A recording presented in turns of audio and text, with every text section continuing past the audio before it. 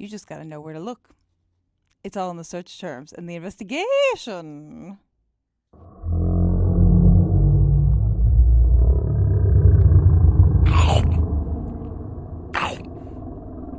Hello, friends. Welcome back. I'm Juliana, your thrifty running friend and also your local shoe eating monster. And this week, I am super excited because we are bringing you part 3 of our potentially 5-part series. If you're in the future, you'll know how many parts there are to this series. But we are on part 3 of how to buy used running shoes online. So that way, running is made more accessible to everyone out there and more people. So let's get into part 3 of our adventure, which is going to be how to search smarter. So we're going to talk about filters you can use and how to just sort things out on websites and find the best running shoe deals. Okay, let's rock it and roll it. In our last episode, we talked about where you can go and search for used running shoes. And now we are going to talk about how you're going to search for used running shoes and how you can really make that searching experience a little bit more efficient and hopefully a little bit more effective in finding shoes that you are looking for. First thing when you're searching for shoes is going to be what words are you putting into the search bar, aka what search terms are you using. So when I am searching for a shoe, I will definitely start off with making the shoe description as specific as I can. So if I am looking for the Nike Pegasus 35 men's size 8, I'm going to put that into the search bar of Google or Poshmark or Mercari or eBay, wherever I'm searching for these shoes. We're going to start off being as hyper specific as we can. Hopefully that puts you in the right direction. If not, we're going to kind of teeter it back from that. Think of it as a pyramid. So we're going to start at the top and it's going to be super hyper specific. We're going to put in the make, the model, it's kind of like a car almost, and the model number, and then also the gender that you were looking to buy the shoe for, so men's or ladies, and then also the shoe size. So if that puts you on the exact right spot that you want to be on and you find the perfect pair of running shoes right there, more power to you. That's fantastic. But if that very highly specific search doesn't work, we're going to kind of teeter it back from there. So maybe we're going to take off the shoe size, and then we will take off the men's or ladies, and then take off the model number. So right now we're down to like Nike Pegasus as our main search term. And then after that, you can just search Nike running shoes. The theory with this is that a lot of people who are listing these shoes don't really know exactly what the model is. The very few people who actually know the exact make and model of the shoe will put it in that top of the pyramid spot where it has all of the descriptors in it and you know exactly what you're getting, and that person who's selling knows exactly what they're selling. But that's going to be the vast minority of the people who are out there selling things online. And they're going to know that maybe it's a Nike Pegasus. Maybe it's a Nike Pegasus 35. Maybe they didn't bother putting the size in the description. Maybe they didn't bother putting the gender in the description. Or hey, maybe they put the wrong size in the description. You want to make sure that you're sussing out all your options, and by kind of coming from the pyramid from the top down by making it super specific and then kind of landing in the less specific at the bottom, that's just going to open up the breadth of shoes that the internet will pull for you to look at. And we're going to kind of lean back on what I said in our last installment of how to buy used running shoes online, is know what the shoe you're looking for looks like, because that's going to be a big determining factor. Also, look at the pictures as best as you can, because a lot of the times most shoes will have the make and the model number on the side of the shoe. So if you're looking for a Nike Pegasus 35 and you look at the pictures and the side of the shoe says Nike Pegasus 26, you have the wrong shoe. So that doesn't mean that the 26 is any worse or better than the 35 when it comes to the Pegasus, but it's not the shoe that you were originally looking for. So know what your shoe looks like, and then come at your search terms from a pyramid top-down scheme, addicts, if you can. So let's dive into what I just mentioned about knowing what shoe that you are looking for. This is something we did mention in the last video, but let's dive a little bit more into this because this is going to be really pinnacle in you getting the right shoe and finding the right shoe. So every single shoe brand out there is going to have this shoe listed on their website. And they will have pictures of what exactly the shoe looks like, and they should have pictures of what each of the colorways looks like as well too, or the colors that the shoe comes in.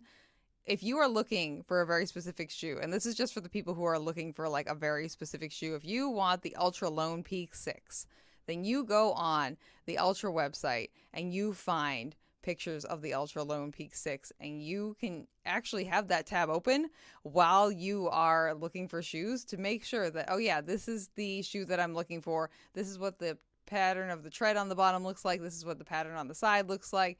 This is exactly what the upper looks like, and you can confirm in like the colorways and things like that. Granted, there will be like some limited edition colorways on some shoes which may not be listed on the website, and you'll also come across the fact that Juliana, the shoe that's like 5 models back is not listed on the website anymore. And to that I say Google is your best friend. Just make sure that when you Google a picture of a shoe, that the description of the shoe underneath it matches what you are actually looking for, because a lot of the times if you Google like Ultra Lone Peak 6, the Lone Peak 5 is also going to come up. So definitely read the description of the picture that you're looking at, because that is going to help you just move in the correct direction in identifying the shoe, which is half the battle here if you are looking for a specific shoe. Again, if you are looking for just a general shoe and you don't care if it's the Pegasus 5 or the Pegasus 6 or the Pegasus 27, then just go ahead and buy whatever model of the Nike Pegasus that really appeals to you and looks like it's in the best condition for the way that you wear through shoes. But if you're someone like me who does a little bit more research behind what each of the shoe models is and functions and the foam, then definitely pay attention to what the shoe looks like for sure. Now that we have locked in and loaded the fact that we have found a shoe that we like the condition of, we like the look of, it matches the model that we were looking for, we have put it in our cart, and we are ready to check out. But what else should we do before we check out with this shoe? Thank you so much for asking. Let me answer that for you. Let's evaluate the condition of the shoe a little bit more intensely. So I mentioned looking at the tread and all of the parts of the shoe a little bit earlier, mostly in regards to identifying the shoe. But one of the biggest things you're going to want to do before you purchase a shoe is to see, is this shoe in good enough condition for me to use? If you'd like to use a pair of Nike Vaporflies that you're going to buy online, look and see how much compression is happening in the foam. Look to see if the wear pattern on the bottom of the shoe, so where you wear through shoes on the bottom, is that wear pattern the same as your normal wear pattern? And is the part of the shoe that you typically break down already broken down? If the answer to that is yes, don't buy that shoe. Don't buy that shoe. That's not for you. That's not for you. Try and find shoes where either there is no signs of wear on the shoe at all. There are plenty of shoes that are literally brand new that are on these used shoe websites and used clothing websites and places like eBay that sell repurposed items. There are so many shoes out there that I've bought like literally brand new. Like they are white. I bought in white shoes that clearly have never even been put on someone's feet.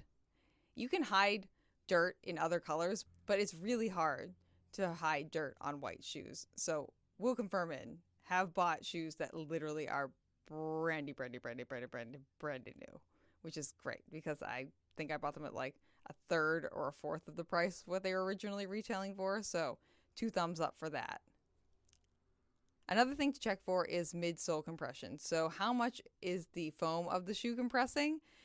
You can generally see how compressed the shoe is if you look at the sides of the foam, and you'll see like creasing in the foam. So what that will present as is kind of like folding through the foam, and the more the foam is folded, the more it's compressed, and the more that it stays compressed, the more you're really not going to get anything out of that shoe, because the foam itself, which is half the function of the shoe, is kind of It's not usable. So if the foam is really compressed, if you see a lot of lines through the side of the shoe, if you see that the shoe has a lot of creasing in it, I would say probably stay away from that shoe. I wouldn't bother with that shoe, to be honest. And then also look and see if there is any wear or tear on any other parts of the shoe. Is the heel of the shoe too worn away for you?